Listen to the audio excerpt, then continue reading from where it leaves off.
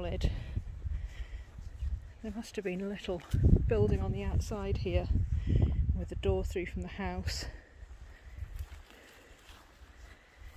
This interesting little diagonal wall, and some of the roof still left with incredibly coarse slates on it. Really thick, that one's an inch thick. This was obviously some kind of enclosure.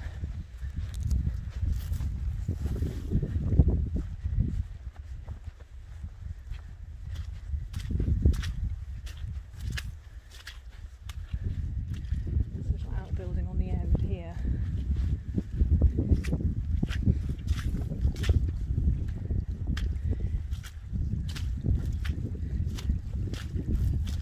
Rectangular enclosure around this outbuilding here.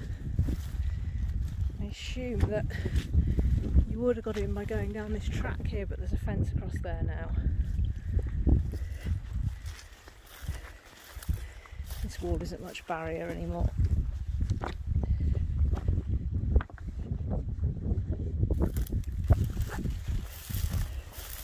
This is all very marshy, but I suppose it might have been better drained when it was used. This little outbuilding at the end. It's just a little rectangular shed, really. There's quite a few timbers left around.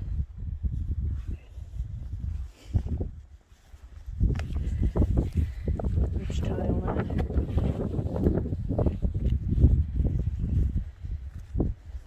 One of the roofing slates on the ground. There's this little channel here which must have drawn water past the barn underneath the wall there.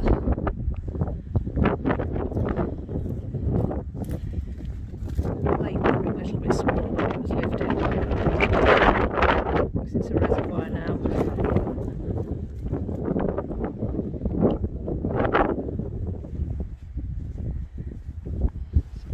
Lovely flags in the doorway, and it looks like it would have had more flags inside.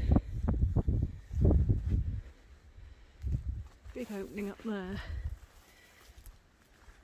More of the rafters. I can't see any metalwork in them, so they might have just been pegged. There must have been a first floor in here because you can see the joist holes.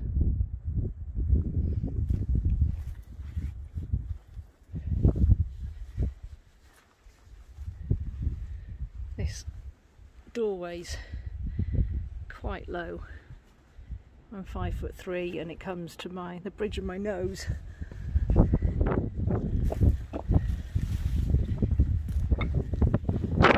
This is the house, which has still got a wooden beam over the door. Lots of lintels and bits of woodwork inside.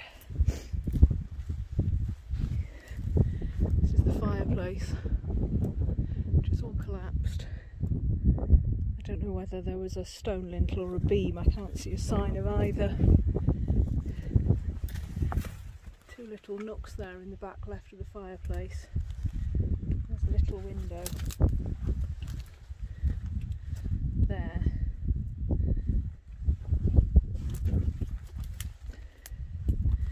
This is the doorway through into that little outbuilding, or other room for the house out the back. Possibly that's a fireplace at the end. Window there. Probably there was a window there. So with that and the window at the back, it had quite a few windows. There's joist holes along there. There's no way to tell whether there was anything on there, but maybe it was a crogloft. A little window up there. So it might have just had the sleeping platform over this end, big fireplace at that end, open to the roof.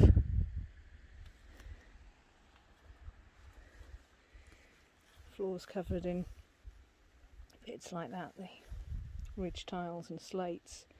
Lots of these lovely pieces of wood. There's a lot of outbuildings further east along that way, which I'll come to in a minute. Okay, this is very near to the house. This driveway kind of leads away from it. Various little enclosures off it.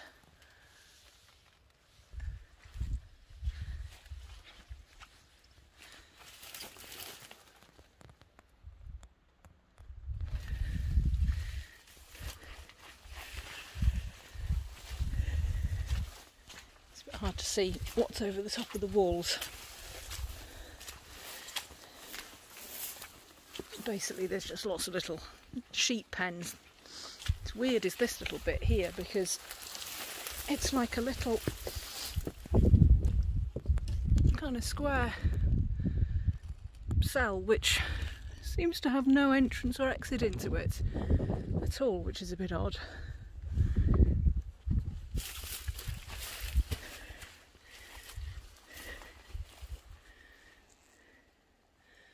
Just a lot of pens.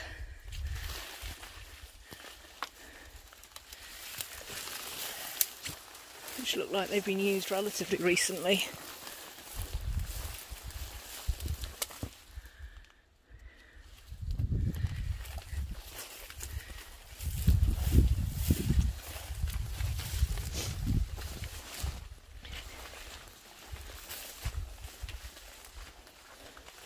Looks like I can go through this one and out the other end maybe.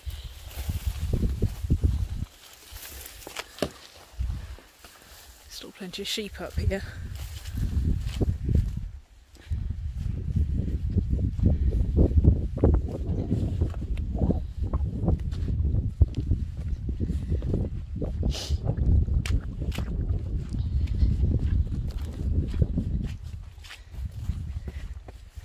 These tracks are really quite wet. Looks like a lot of stone's fallen down into it. That whole slope up there's covered in stone.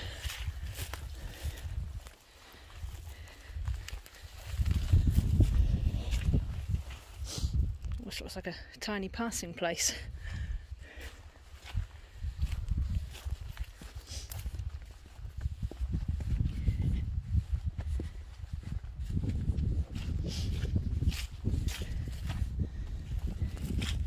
See how boggy it is.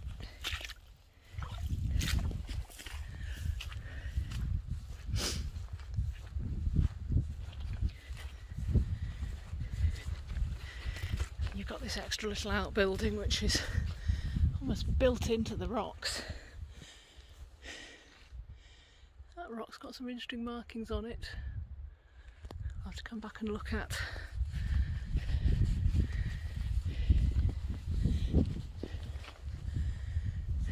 This little place here which almost looks like it came over here with a kind of roof coming out over the top.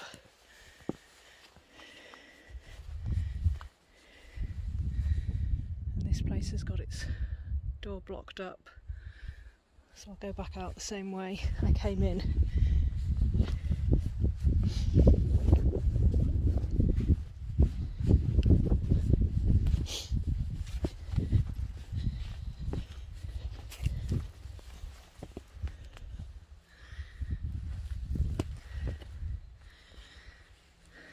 A little bit out the back here, and then this space here, doorway's completely collapsed.